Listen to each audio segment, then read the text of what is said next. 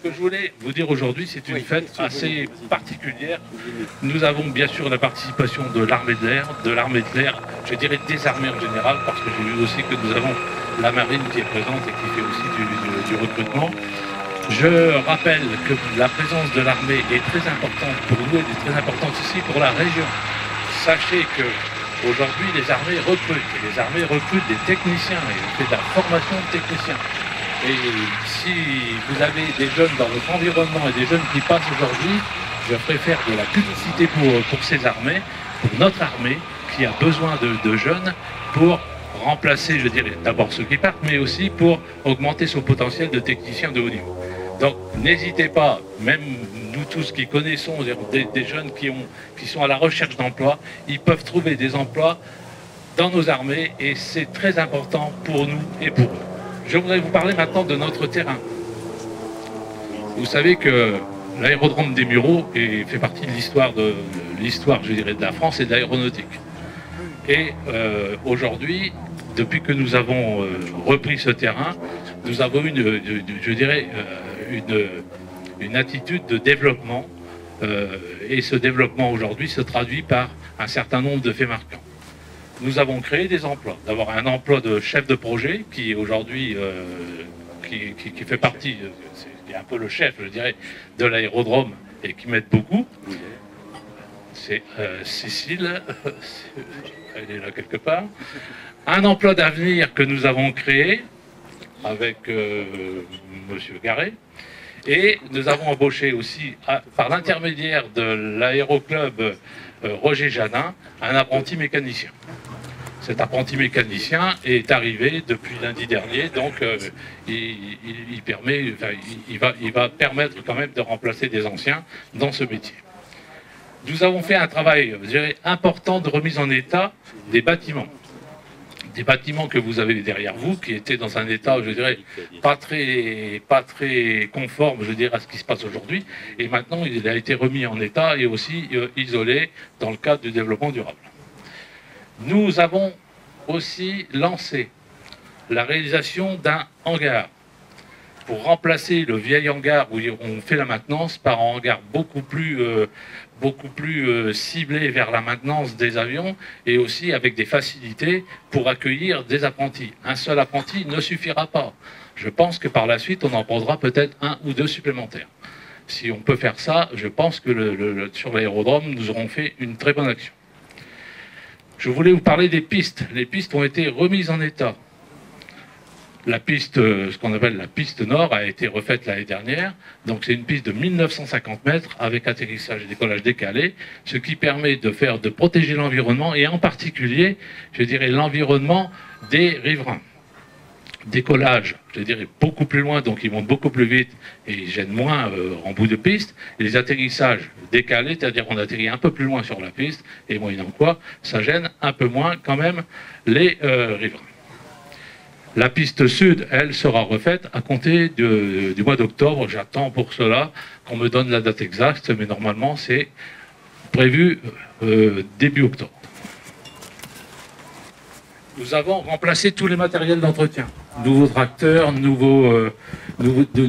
nouveaux outils pour pouvoir faire la tonte et pour pouvoir faire en sorte que l'entretien est fait dans de meilleures conditions et dure moins longtemps, c'est-à-dire qu'on arrive à couper beaucoup plus vite là. Tu peux accueillir le député. Monsieur Tétard, s'il vous plaît. Je vous ai cité, mais je vous ai pas... Ne sois pas anonyme. Bienvenue chez nous.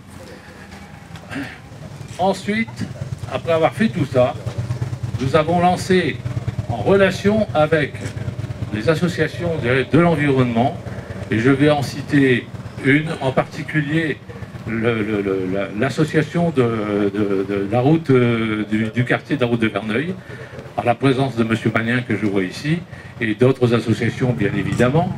Nous avons lancé l'opération de la charte de l'environnement qui est en train de se discuter en ce moment avec l'association des utilisateurs du terrain.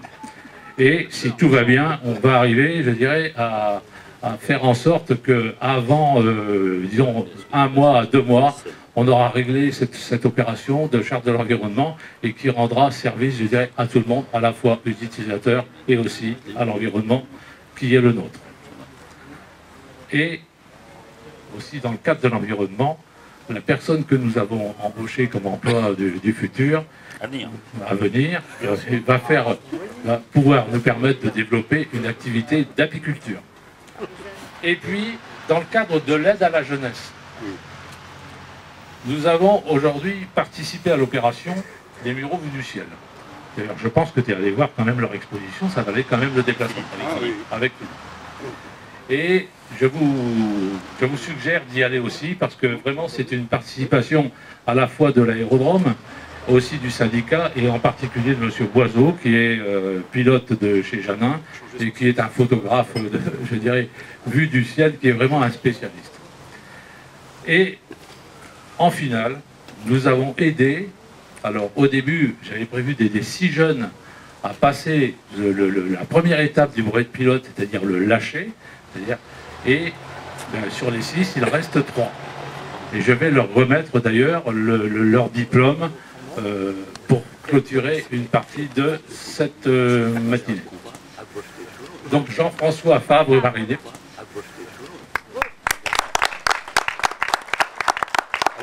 Je vous remets votre diplôme de lâcher. Alors félicitations. Hein. Et puis bon vent. Ensuite, Léa Chenot. Je vous demande d'applaudir fortement. Alors, on va le remettre. Bravo Léa. C'est très bien. Il m'a coupé l'air sur le pied. Merci. Léa, allez, je t'embrasse aussi. Et félicitations encore. Hein. Et puis, Esther Azogra. Alors, félicitations. Hein.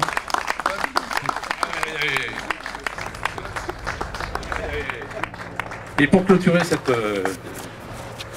ce point fait sur le terrain, aujourd'hui, vous allez avoir le plaisir à la fois de voir les cartouches dorées, bien évidemment, et de voir des machines dont vous n'avez pas du tout l'habitude. Et là, je remercie la participation de l'association des ailes d'Albert, qui sont venus avec 3 avions qu'ils avaient présentés l'année dernière, mais qui sont toujours merveilleux à voir, en particulier le Storch. C'est quand même une machine que vous avez vue dans le film La Grande Vadrouille. Ah oui. Ça, je vous conseille de regarder ça parce que ça vaut son déplacement. Et puis, les avions de Salis, c'est-à-dire d'un aéroclub qui se trouve de l'Audreville de Paris, qui sont venus avec 4 machines superbes. Je ne vais pas vous les dire parce que ça vous permettra de rester et d'écouter et de les voir. Je vous conseille de rester jusqu'à la fin. À la fin, vous allez assister à un vol extraordinaire fait par des planeurs.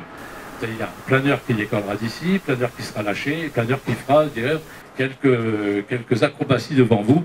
C'est quand même pas donné. Le terrain des Mureaux n'a jamais eu de planeur et j'ai souhaité cette année qu'on les mette en avant, je dirais, tout au moins en première vue. C'est quand même des belles machines, et ce sont des machines, ça fera peut-être plaisir à notre environnement, n'est-ce pas, monsieur Magna? Ça ne fait pas de bruit. Voilà ce que je voulais vous dire. Maintenant, je vous convie tous à venir déguster, je dirais, le pot d'amitié avec nous. Et si vous voulez, on parlera de tout ça autour de ce pot. Voilà. Bravo.